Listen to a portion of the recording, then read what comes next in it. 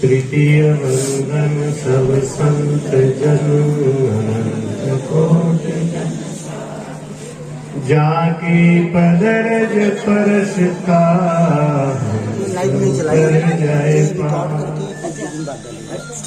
भक्ति भक्त भगवंत गुरु चतुर नाम बपु एक जिनके पद बंधन किया नासत विघ्न अनेक।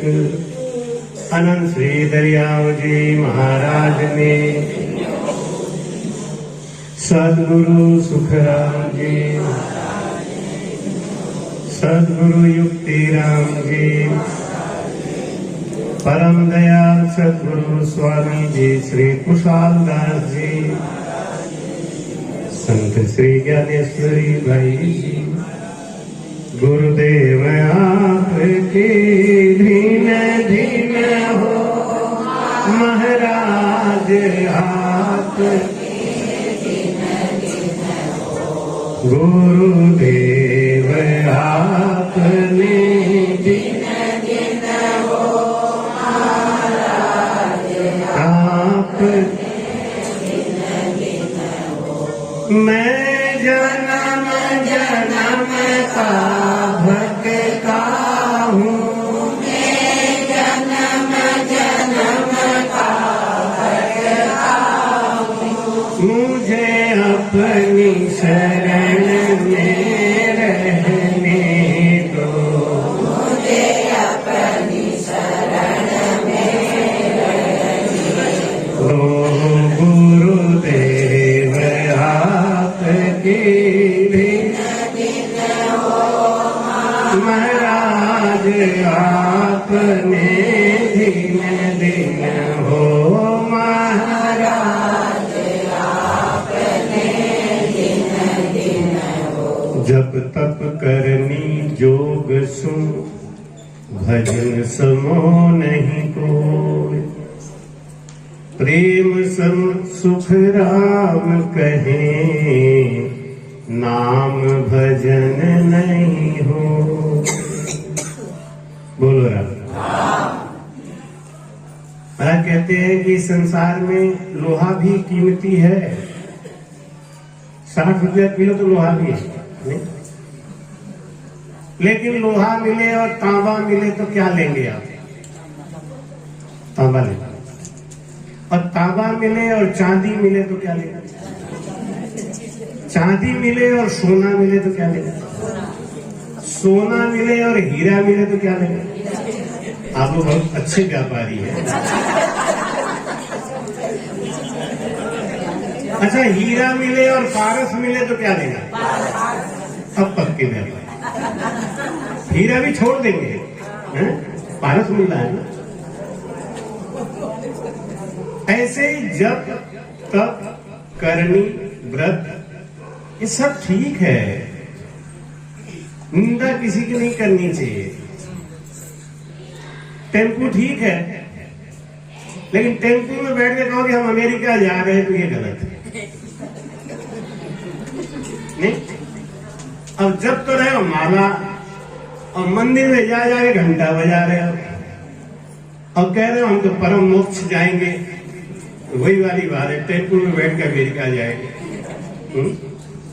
महाराज कहते हैं पहले शांति सरोवर में नहाया करो, पहले शांति सरोवर में नहाया करो, पीछे प्रभु जी को ध्यान लगाया करो, पीछे प्रभु जी को ध्यान लगाया करो।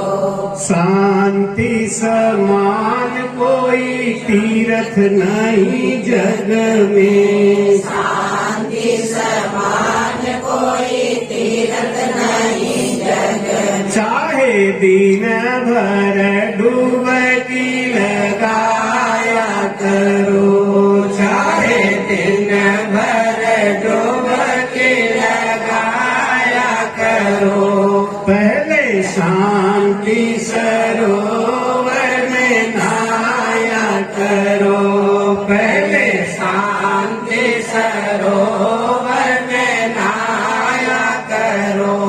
पीछे प्रभु जी का ध्यान लगाया करो, पीछे प्रभु जी का ध्यान लगाया करो। शांति समान कोई पूजा नहीं जग में, शांति समान कोई पूजा नहीं जग में। चाहे दिन भर घंटी बजाया करो, चाहे दिन भर घंटी बजाया करो। पहले शांति सरोवर में नहाया करो, पीछे प्रभु जी का ध्यान लगाया करो। शांति समान कोई जप नहीं जग में, शांति समान कोई जप नहीं जग में। चाहे दिन भर माला घुमाया करो, चाहे दिन भर माला घुमाया करो। पहले शांति सरोवर में नहाया करो, पहले शांति सरोवर में नहाया करो। पीछे प्रभु जी का ध्यान लगाया करो, पीछे प्रभु जी का ध्यान लगाया करो। शांति समान कोई दान नहीं जग में, शांति समान कोई दान नहीं जग में। चाहे दिन भर माया लुटाया करो, चाहे दिन भर माया लुटाया करो। पहले शांति सरोवर में नहाया करो, पहले शांति सरोवर में नहाया करो। पीछे प्रभु जी का ध्यान लगाया करो, पीछे प्रभु जी का ध्यान लगाया करो। शांति समान कोई तप नहीं जग में, शांति समान कोई तप नहीं जग में। चाहे दिन भर तन को तपाया करो, चाहे दिन भर तन को तपाया करो। पहले शांति सरोवर में नहाया करो, पहले शांति सरोवर में नहाया करो। पीछे प्रभु जी का ध्यान लगाया करो, पीछे प्रभु जी का ध्यान लगाया करो। पहले शांति सरोवर में नहाया करो, पहले शांति सरोवर में नहाया करो। बोलो राम। शांति किसको चाहिए? सबको चाहिए। अशांति क्यों है? क्या कारण है हम अशांत हैं? क्योंकि हमारे अंदर संतोष नहीं। अशांति का कारण है कि हमारे अंदर असंतोष। महाराज कहते हैं बिन संतोष न काम न साही और काम अक्षत सुख सपन्यो नाहि। शांति किसको। एक बार एक आदमी हमारे पास आके बोला कि गुरुजी मुझे 20 साल हो गए भजन करते हुए और मुझे कुछ समझ में नहीं आता है, तो हमने कहा जरा भजन करके दिखाओ। वो बैठ गए भजन करने, ऐसे बैठ गए, बिल्कुल सच्ची बात बता रहा हूँ, बैठ के भजन करने लगे। हमने कहा हाँ भजन करो, तो बैठ गए। हमने सोचा मन में स्तुति कर रहे होंगे, करेंगे भजन, अभी हम इंतजार कर, भजन करेंगे, वो बैठ गए।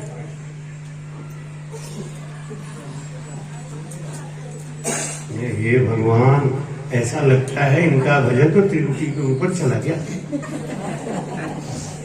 ये स्थिति त्रिकुटी के ऊपर की है, 10वें द्वार की त्रिकुटी की स्थिति है। तो अब इतना ऊंचा जब भजन है तो उनको शांति क्यों नहीं?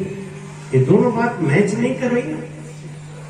एक तरफ तो ये कह रहे हैं हमको शांति नहीं मिलती है, एक तरफ जब भजन देख रहा हूं तो ऐसे बैठे एकदम धड़ाधड़। हमने सोचा कि इनकी परीक्षा थोड़ी सी, उन्हें बेटा भजन करो। भजन ही तो कर रहा हूं। अच्छा भजन कर रहे थे क्या? कि हाँ गुरुजी 20 साल हो गए, शांति। हमें ये बात बताओ, अभी भजन कर रहे थे तो मन को कहाँ रखा था तुमने? तो हमसे बोले मन को छोड़ो। मन से क्या लेना? अरे तो शांति किसको चाहिए? शांति किसको चाहिए? और वो कह रहे मन को छोड़ो। अरे चोर को नहीं पकड़ोगे, जब चोर को नहीं पकड़ोगे तो चोरी तो होती रहेगी। शांति चाहिए मन को, और मन को पकड़ने वाला भजन करो। पहले तो हमको पहले दिन गुरु बनाए, उसी दिन हमको पता चलना चाहिए कि गुरुजी एक बात बताओ, हम भजन क्यों कर रहे हैं, किसके लिए कर रहे हैं, क्या होना चाहिए। एक एक चीज जब क्लियर होगा तब भजन होगा। अब गुरुजी को बना लिया और गुरुजी ने कह दिया अटे अटे अटे अटे अटे अटे। अरे ऐसे नहीं होता। पहले शांति सरोवर में नहाया करो, यानी पहले मन को पकड़ो। और मन को पकड़ नहीं रहे और कह रहे हैं कि छोड़ो। तो हमने कहा बेटा 20 साल बीत गए ना, 20 साल और जिंदा रहोगे, कर लो, लेकिन इस जन्म में तो तुम्हें शांति आएगी। क्यों गुरुजी, ऐसा क्यों है? हमें ये बात अपने गुरुजी से पूछो और ये बता देना कि महाराज अनुभवदास जी ने कहा ऐसा कि नहीं। आप हमें कुछ हिंट तो बताओ, हम तुम्हारे गुरुजी बता देंगे। और हिंट ये है कि मन को शांति चाहिए बेटा, और मन को तुम पहले रिजेक्ट कर दिए। मन को छोड़ो, मन से कोई लेना देना नहीं। तो पहले तो हमको यही समझना है कि हमें भजन क्यों करना है, हमें गुरु क्यों बनाना है। एक भाई जी ने पूछा कि महाराज ये कंठी बांधने का क्या मतलब है? सारी बात ठीक है, कंठी क्यों भगवान, कंठी बांधने से क्या होता है? हमने कहा कोई 5 स्टार होटल में दावत दे दो, बढ़िया बैंड बजा दो, खूब नाच गाना तमाशा करा दो, और जब सिंदूर डालने की बात आए तो सिंदूर डालने से छोड़, क्या होगा? शादी मान ली जाएगी? शादी हो गई? और कुछ मत करो, कोई सजावट बजावट नहीं, कोई बैंड नहीं, चुपचाप सिंदूर डाल दो, शादी हो गई कि नहीं? क्या हो गया ना? परमात्मा के दरबार में लेखा में चढ़ गया आपका। ये बारात रात और ये सजावट बजावट ये सब तो मनोरंजन का साधन है। मूल काम तो वही है, कहा कही की है नहीं, देखा देखी बात, और दुल्हा दुल्हन मिल गए तो फीकी पड़ी बारात। बोलो ना, बारात क्या है? बाराती कौन कौन है? काम क्रोध लोभ मोह अहंकार, ये बाराती है। और बाराती का नक्शा देखा आपने? एक आदमी पूछा कि भैया ये बारात में सब लोग साफा पहन के घूम रहे हैं, इसमें लड़की का बाप कौन है, लड़के का बाप कौन है, ये कैसे पता चलेगा? तो केवल सीधी बात है, लड़की वाले भी साफा लगाए हैं, लड़के वाले भी साफा लगाए हैं, लड़की वाले भी तन के चल रहे हैं, लड़के वाले भी तन के चल रहे हैं। अब इसमें परीक्षा कैसे हो कि लड़की का बाप कौन है और लड़के का बाप कौन है, तो जो ज्ञानी आदमी था उसने कहा कि सारे बाराती तो तने रहते हैं, लेकिन लड़की का बाप साफा भले पहने हो, मूछ भले ही 70 हो, लेकिन कर रहा है, ये लड़की का बाप। और भले ही साफा गंदा हो, मूछ थोड़ी कम हो, लेकिन अकड़ के बातें कहे, जानते नहीं कि दूल्हे का फूफा हूं, मैं जानते नहीं दूल्हे का मामा हूं, ये सब बाराती बातें। और लड़की का बाप है, लड़के का बाप है, ए भाई साहब ध्यान देना जरा इन लोगों को। तो हाँ, तो जो हाथा भाषा करे तो लड़की का बाप, और जो इशारा से काम कराए वो लड़के का बाप। हमारा जो मन है ना, इस मन के संग बाराती कौन कौन है? काम, क्रोध, लोभ, मोह, अहंकार। और ये कब तक हावी रहते हैं? बाराती कब तक हावी रहते हैं? जब तक सिंदूर नहीं पड़ जाता, तब तक तो लड़की का बाप भी खूब पीछे पीछे फिरता है। जैसे ही सिंदूर बंधन हो गया, लड़की का बाप भी कुर्सी डाल के बैठ जाता है। शादी होने से पहले वो कहते पानी पिलाओ, मैं लड़के का मामा हूँ, तो भाग भाग के 4 लोग जाते थे लाने के लिए, लड़के का मामा नाराज नहीं हो जाए। और शादी हो जाने के बाद वही मामा जब कहता है कि पानी पिला दोगे भाई साहब, भाषा बदल गई, शादी हो चुकी है। और लड़के का बाप क्या कहता है? लड़की का बाप क्या कहता है? और ड्रम में पानी रखा है, उधर बल्टी रखा है, ले लो, नहीं तो घर पे जाके पी लेना है। क्यों? शादी हो गई।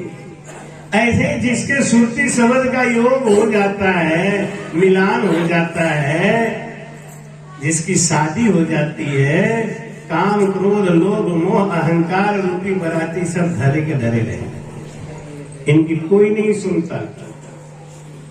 तो भजन कौन सी करो? जो काम, क्रोध, लोभ, मोह, अहंकार को बांध सके। और वो भक्ति कभी मत करो जिसमें काम, क्रोध, मद, लोभ, शब्द, स्पर्श, रूप, रस और गंध मन को बांध ले।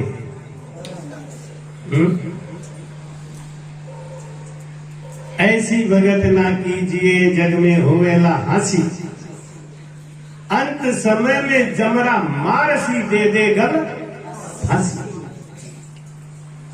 ऐसी भगत ना कीजिए जग में होवेला हंसी। हमारा कहते हैं कि जब तक करनी जोग सुन भजन सनो नहीं कोई, प्रेम सम सुख राम कहे नाम भजन नहीं होए। 3 दिन के अंदर हमने आपको बस एक ही चीज देने का प्रयास किया, जिससे आप कंफ्यूज ना हो, आप बिल्कुल परफेक्ट बने रहें। हमारे बाद भी काफी संत आएंगे, ऐसा नहीं है, खूब आएंगे, लेकिन आप कंफ्यूज ना हो, इसलिए हम आपको बताते जा रहे हैं कि प्रेम सम सुख राम कहे नाम भजन नहीं। खाली राम राम राम राम करना नहीं, बल्कि राम नाम से प्रीति करना। अब गुरु तो बना लिया, गुरु तो आधे से ज्यादा लोग देखा देखी बना लेते हैं। अरे इनकी कंठी बन गई, ये ज्यादा मोक्ष जाएंगे, हम पीछे ना रह जाएं, हम ढकेल देते हैं। नहीं, इस भाव से नहीं। गुरु का भाव क्या होता है? गुरु बनाने का मतलब क्या होता है? गुरु तत्व का मतलब क्या होता है? कि आप कुछ भी मत करो, बिन करनी दे गिगन चढ़ाई। ये गुरु का जो प्रेम होता है ना, ये खुद ही पर चढ़ा देता है भजन को।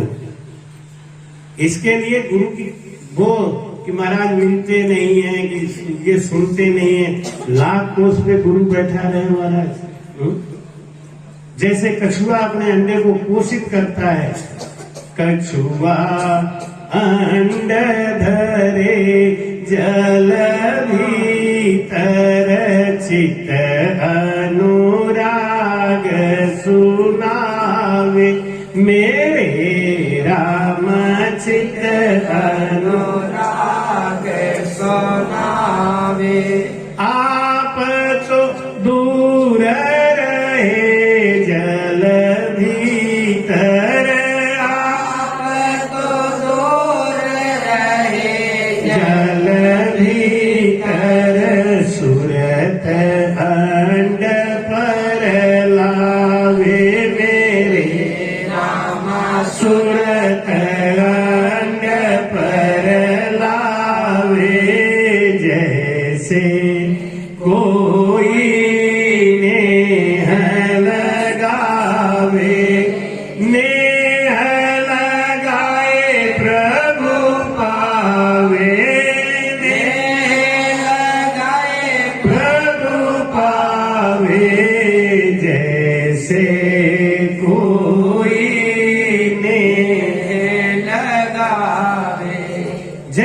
कोई नेह लगा, कछुआ है ना, अपने अंडा को पानी के बाहर रेती में रख के और पानी के अंदर चला जाता है। वहां दूर बैठे वो अंडे के ऊपर अपना ध्यान लगाए रहता है। अगर आपकी सुर्ती अपने प्रीतम में लगी हुई है तो प्रीतम कहीं दूर नहीं है, और प्रीतम पास में है और सुर्ती उनमें नहीं है तो लाख कुछ दूर बैठे।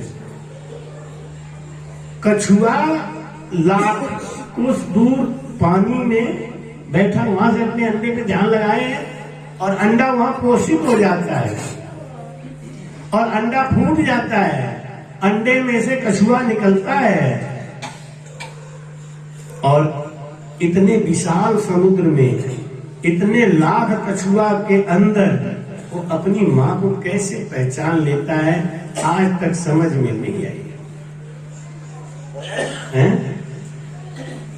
इतने लाख कछुआ घूम रहे हैं, वो कैसे जानता है कि इन लाख कछुओं में मेरी मां यही है?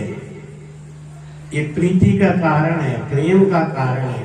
ऐसे ही इस संसार में चाहे अरबों खरबों आदमी बैठे हैं, लेकिन परमात्मा की निगाह हमारी तरफ है तो हमको ढूंढ ही लेंगे, आपको ढूंढ ही लेंगे, बस प्रेम लगा के बैठे। महाराज कहते हैं, नाम की प्रतीत राजा सुभग सरप घेरो द्वागड़ी सिमर राम कष्ट निवारियो, राम राम जीने लियो पाप पुण्य कटे रहो, सुख सारंग सर्वहि को कारज सुधारियो। बोल राम।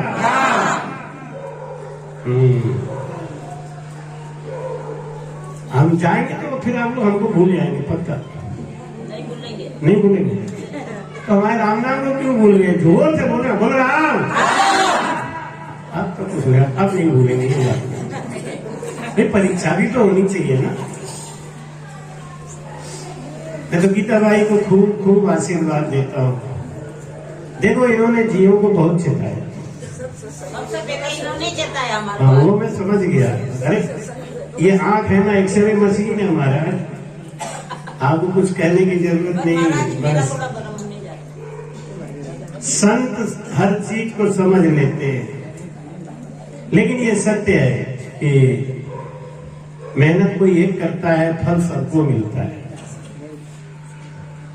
गीताबाई जी ने जिद कर लिया, हर 2 घंटे के बाद, जी क्या सोच रहे हैं चित्तौड़ के लिए? मैं कहा, भाई जी सोच रहा हूँ। प्रेशर था आपके ऊपर,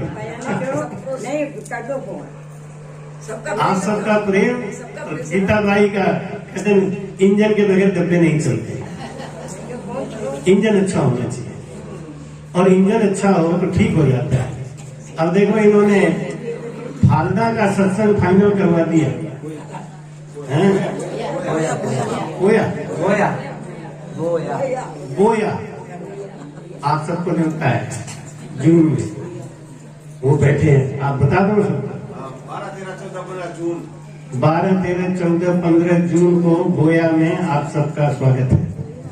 और गीताबाई ने हमको आदेश दिया कि आपको तो गुरु जी आना ही पड़ेगा। आप सबने हाथ जोड़ने में विनय करो, बाप जी सुना दिया, आदेश दे दिया, तो आपने पधार लो जे, पधार लो बहन तो आवे नहीं, गीता बहन तो, बाकी आप सबने भी पधार। ये तो आगे आगे पहुंचेंगे, इंजन खींचेगा तभी तो डब्बे खींच जाएंगे। हमको तो गार्ड वाला डब्बा समझ, तो गार्ड होता है ना, इंजन को भी कंट्रोल करता है पीछे से, नहीं इंजन के ड्राइवर को भी गार्ड ही कंट्रोल करता है। तो मेरा तो गार्ड वाला डिब्बा है, इंजन तो हमारी गीता देवी रहेंगे। मैं तो जब भी चित्तौड़ आऊं, चाहे गोया आऊं, चाहे ब्यावर आऊं, लेकिन हमारे इंजन को गीताबाई रहे। संत चंपालाल जी का सत्संग है 16 जनवरी से 19 जनवरी कोटड़ी, लेकिन कोरोना होने से यह सत्संग स्थगित हो गया। कोरोना के कारण ये जो सत्संग चंपालाल जी का था 16 तारीख से 19 तक का, वो कोरोना की वजह से स्थगित हो गया है। जब नॉर्मल होगा तो आगे फिर हो जाएगा। बोल रहा नाम की प्रतीक राजा सुभग सरप घेरो, द्वागड़ी सिमर राम कष्ट निवार। एक राजा था, उसका नाम था सुभग। उसकी 3 रानियां थी। तो 2 रानियां तो राजा के मन के मुताबिक की थी। पूजा पाठ करें, हवन कीर्तन करें, व्यास को बुला के कथा कीर्तन सुने, लेकिन भजन नहीं करें। और तीसरी जो रानी थी वो भजन करती थी। तो आजकल तो आप जानते हो ना, ये भजन करने वालों से झगड़ा बहुत होता है। शराब पीने वालों से कोई झगड़ा नहीं करता, जुआ खेलने वालों से कोई झगड़ा नहीं करता, मंदिर में रोज जाके घंटा बजाते उनसे कोई झगड़ा नहीं करता। लेकिन ये राम से नहीं, जब भजन करते हैं उनको ये क्या हो रहा है, ये नया काम किया, ये बिगड़ते हैं, कलयुग का प्रभाव। तो राजा सुभग उन 2 रानियों को बड़ा पसंद करता था और तीसरी रानी के पास वो जाता ही नहीं था। दोनों रानियों ने कान भर भर के राजा के मन में एक विरोध पैदा कर दिया। ये जो आपकी रानी है ना, ये मालूम है अपने मायके से कोई उल्टा सीधा मंत्र सीख के आई है। अब उस मंत्र के करने से ही आपका राजपाट ठीक नहीं चल रहा है, इसको दुआग दे दो, अलग कर दो। राजा सुभग ने अब जो रोज रोज कोई बात कहे ना, तो उनके मन में आ गई बात, उन्होंने उनको अलग कर दिया। रानी बड़ी खुश हो गई। राम स्नेही से जब लोग रिश्ता तोड़ लेते हैं तो राम स्नेही बड़ा खुश हो जाता है, चलो अब भजन करने का मौका मिला है। नहीं, जितने ज्यादा आपके लोग चिपके रहेंगे उतना ही आपको भजन कम करने देंगे। जैसे आज देख लो, सवेरे से हमारी क्या हालत हो रही, सुबह 4 बजे से लेके अभी हमने कमर सीधी नहीं, भागा भाग। ऐसा गीता बाई जी का प्रभाव। लाइन लगा दी है कि इनको गुरु मंत्र दे, इनको गुरु मंत्र दे। अंत में थक के हम हार गए, जैसे घोड़ा थक जाता है ना। तो हमने गीता बाई से कही, हमने कहा गीता बाई थोड़ा मामला रोको, अब 8 बजे के बाद। अब जिन लोगों को राम रक्षा कर दिया है, छोड़ दिया था, गुरु मंत्र नहीं दिया था, 8 बजे के बाद आ जाना। अब मैं फ्रेश हूँ। फ्रेश क्या है, साधु संतों का फ्रेश क्या होना है, ये सत्संग में लिया ना बस।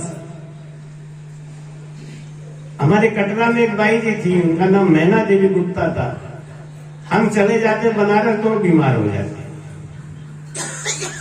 उनके बेटा और बहू कहते हैं कि आपको ठीक करना मुझे मालूम है, जब महाराज आएंगे तो आप ठीक हो जाओगे। और जब मैं आता था, मेरे आने की खबर उनको लग जाती थी, वो ठीक हो जाती थी, लग गई अपने काम में। और चला नहीं जाता था, झुक के चलती थी बेचारी, जैसे एक माँ अपने बच्चे को प्यार करती है, ऐसा हमको प्यार करती है। और लाइट कट जाए तो मेरे पास बैठ के पंखा झुलाती है। हम कहते अम्मा तू सो जा, तू जगती रहेगी, मुझको नींद नहीं आएगी। नहीं, आप सो जाओ, आपको दिन में जगना है। और कहीं जब सत्संग 2-3 ज्यादा कर दूं तो सबको मना कर दे, लड़ जाती सबसे। नहीं, हमारा जो आराम करेंगे, चलो। लोग मुंह फुला ले, नाराज हो जाए। लेकिन जितने दिन मैं रहूंगा उतने दिन तक एकदम टन। मैं 4 बजे नहाऊंगा, 3:30 बजे नहा के तैयार। ओ बाप जी, अब चला नहीं जाता था बेचारी से, प्रेम बहुत। अंत समय की गति बड़ी अच्छी हुई, अच्छे ऋषियों संतों की क्या होगी, बहुत अच्छी गति। तो राम स्नेही जो होते हैं, जिनको भजन से प्रेम है ना, उनको जगत से प्रेम नहीं रहता। और जब जगत नाराज हो जाता है तो ऊपर से भले ही शो करेगी, हाँ मुझे तुम फिर अंदर से बड़ा खुश होते, ठीक ठीक ठीक, चलो। अब रानी बड़ी खुश।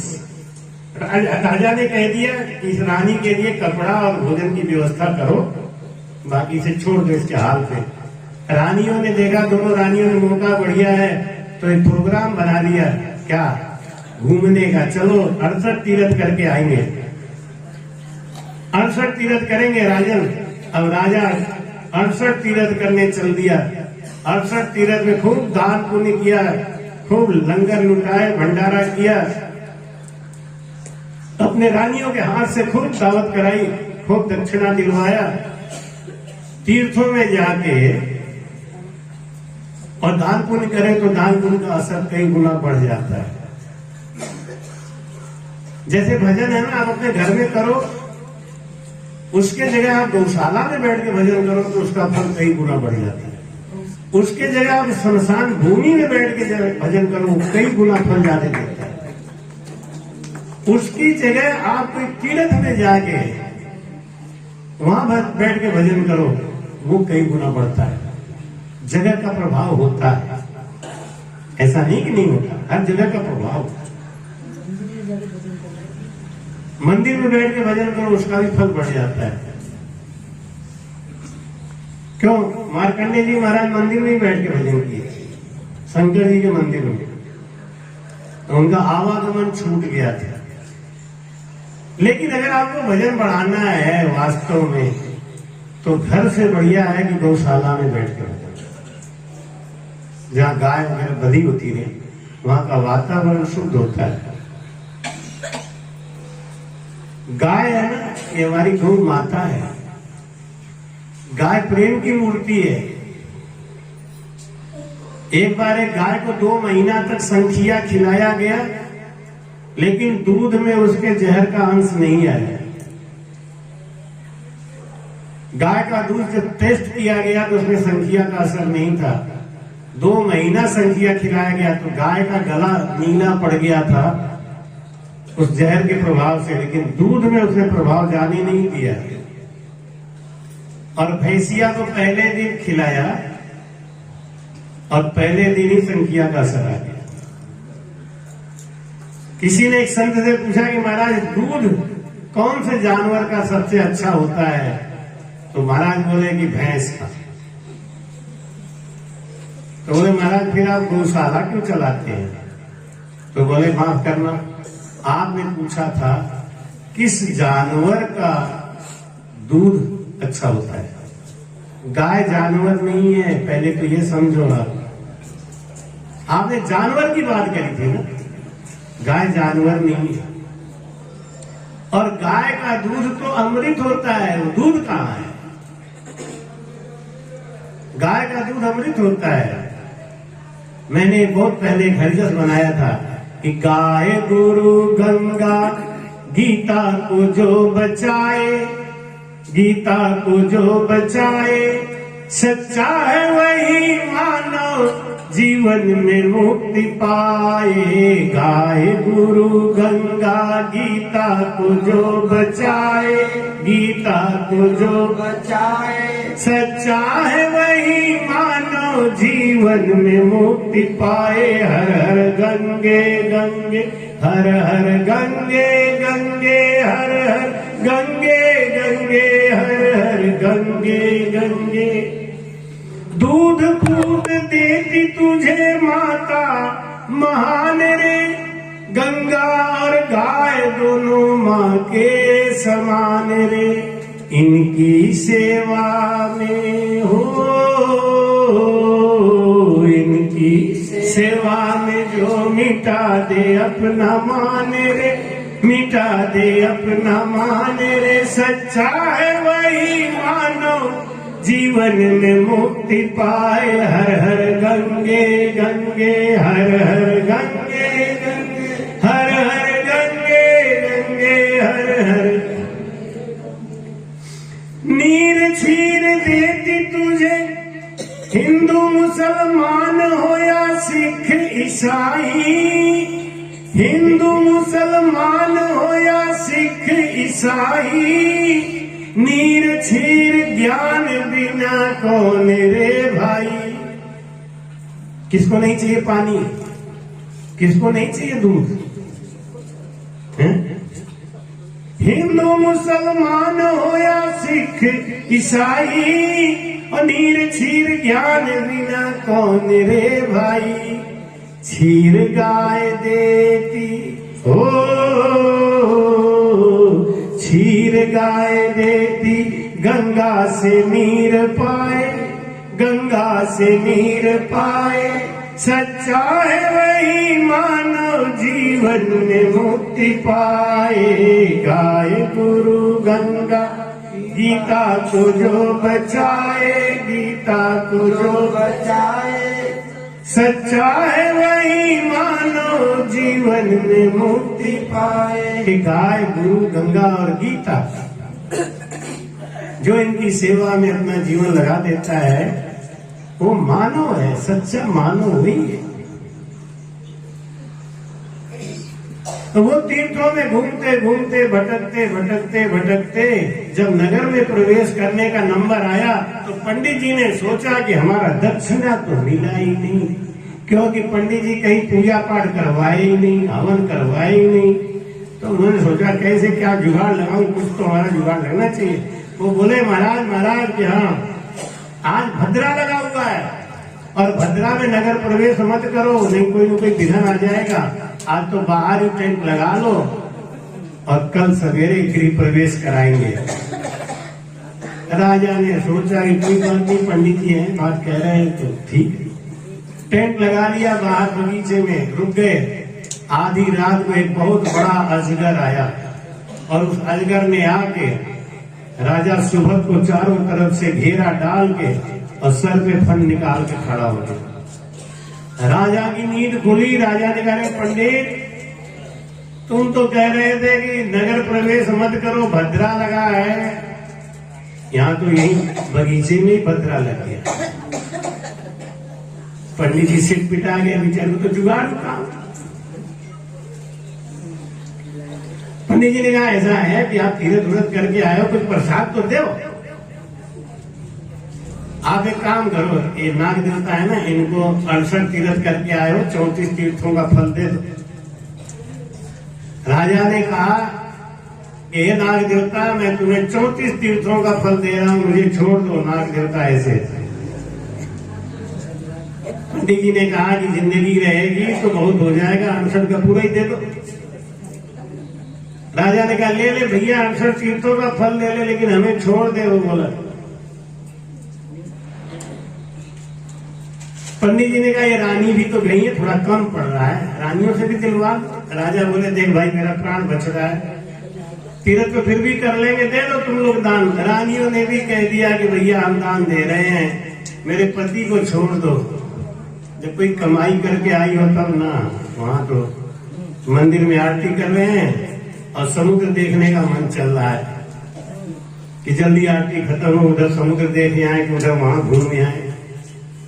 नाग देवता ने कहा 3 दिन बीत गए,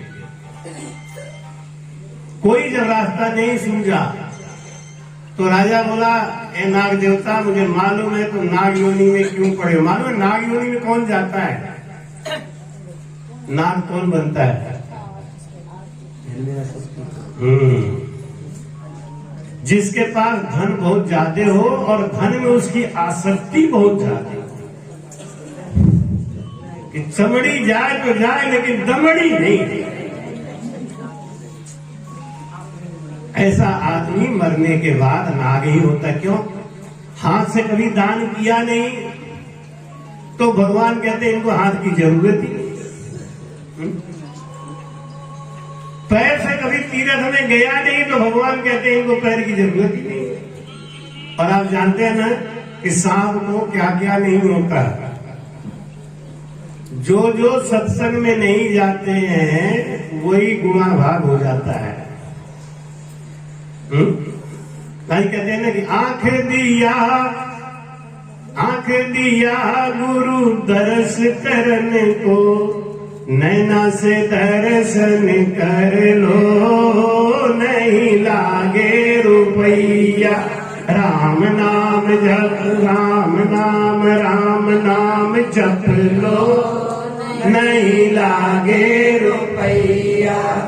कान दिया गुरु शब्द सुनन को, कान दिया गुरु शब्द सुनन को, कान दिया गुरु शब्द सुनन को, कान दिया गुरु शब्द सुनन को।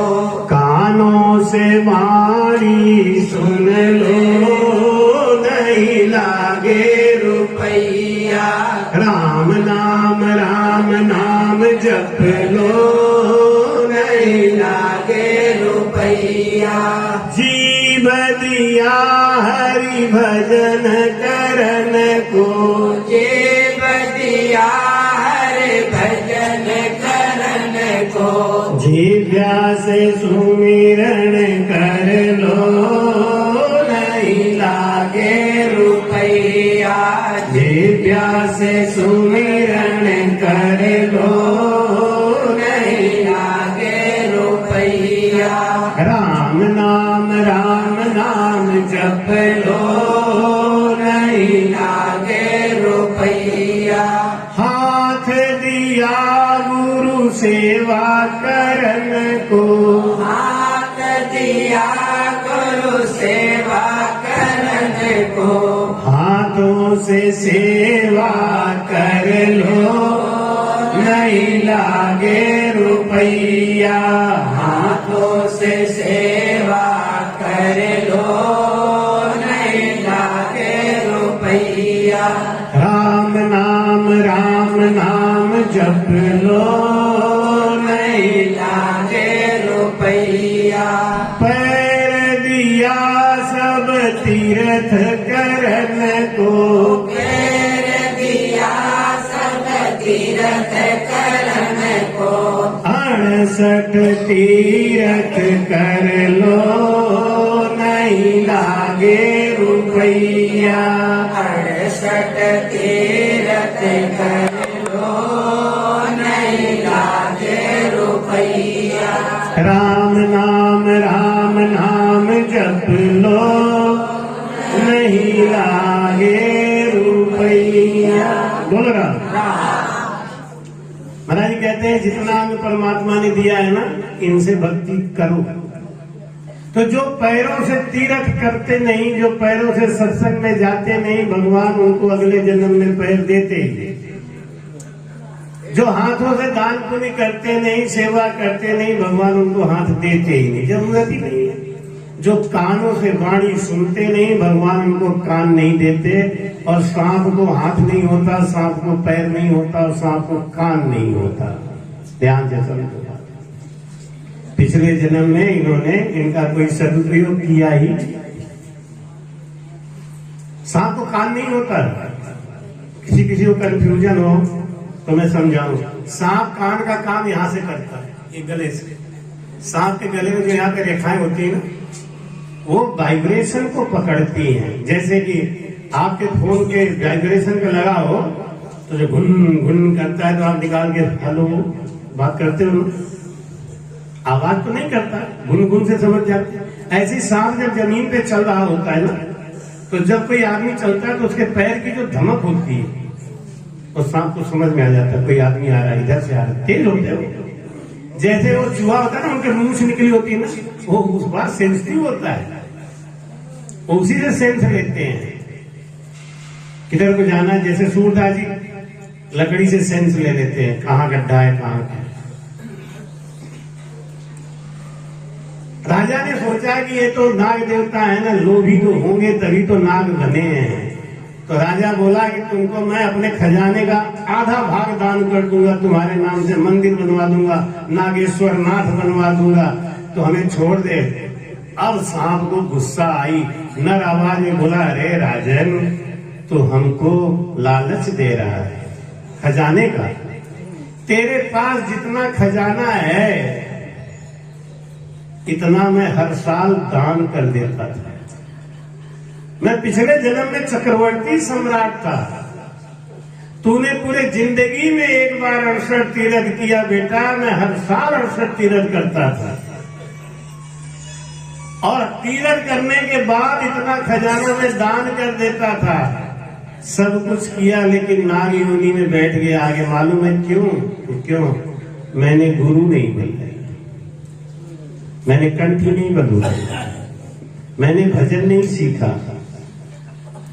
सब कुछ किया, 68 तीर्थ हर साल करता था, इतना बड़ा खजाना हर साल दान करता था, लेकिन एक ही काम नहीं किया, भजन नहीं किया, गुरु नहीं बनाया, जिसके कारण 84 भुगत रहा हूं।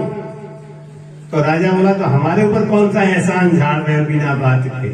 अरे नहीं करे तो जाओ कहीं और, हमें काहे को घेर के बैठे हो? कि तुम्हें इसलिए घेर के बैठा हूं कि तुम्हारी जो पत्नी है ना घर में बैठे राम राम कर रही है, जिसको तूने दुआग दे दिया है, उनका दर्शन करा दे। वो मेरी गुरु है, उनका दर्शन करके मेरा मोक्ष हो जाएगा। मुझे ये बात पता है, हर गुरु का चेले से कोई न कोई रिश्ता जुड़ा होता है। मैं यहाँ आया हूँ तो अपने से नहीं आया हूँ, कोई न कोई रिश्ता जोड़ के आया हूँ, और पिछले जन्मों का रिश्ता था, तभी आपको ऐसा लग रहा है कि हम आपसे कई जन्मों के मिले हुए हैं। और आपको लग रहा है या नहीं, लेकिन हम लोगों को तो यही लग रहा है 3 दिन से, बिल्कुल नयापन लग ही नहीं रहा। ऐसा लग रहा है कि कई सालों से मिले हुए हैं। ये ऐसा क्यों है? वो वास्तव में मिले हुए हैं। जब मिले हुए हैं तो प्रेम आता ही है। राजा ने सोचा, अरे भाई रे भाई, मैं तो उसको समझता था कि कोई गड़बड़ काम कर रही है, तो ये ऐसा महान काम कर रही है। घर में खबर भेजा रानी को कि तुम्हारे पति को सांप ने घेर रखा है, तुम जाओगी तो छोड़ देगा। आजकल की होती तो क्या कहती है? आजकल की होती तो क्या कहती है? उन्हीं दोनों से छुड़वाए लो जिसको संग लेके गए थे। वे दोनों क्या कर रही हैं? यही कहते हैं ना, अक्सर यही बात आती है, गुस्सा आती है, ईर्ष्या आती है कि तब हमको तो छोड़ गए, उन्हें ले गए, उन्हीं से छुड़वा लो। लेकिन नहीं, जैसे उसने सुना मेरे पति कष्ट में है, एक पतिव्रता स्त्री का ये फर्ज होता है कि वो पति के किए हुए किसी भी काम का पति से बदला नहीं लेती। वो उनको क्षमा करते हुए बस यही बार बार कहती है कि धन्य हो आप जैसा पति मुझे हर जन्म में मिले। एक बार मैं किसी को गुरु मंत्र दे रहा था, तो हमने कहा दोनों गर्दन सटा के बैठो, तो मैं तुम दोनों की शादी कराऊंगा आज पक्की पक्की। मैं पति पत्नी जो गुरु मंत्र लेते हैं, मैं दोनों को शादी वो देता हूँ, गुरु महाराज का सादा। तो वो आदमी ऐसे किए हुए तो बार बार हटा ले, अरे अपने सटा के रखो, फिर ऐसे सटा ले, फिर जब मंत्र बोलना चालू कर हटा ले। कृपया चैनल को सब्सक्राइब करना ना भूलें। राम राम।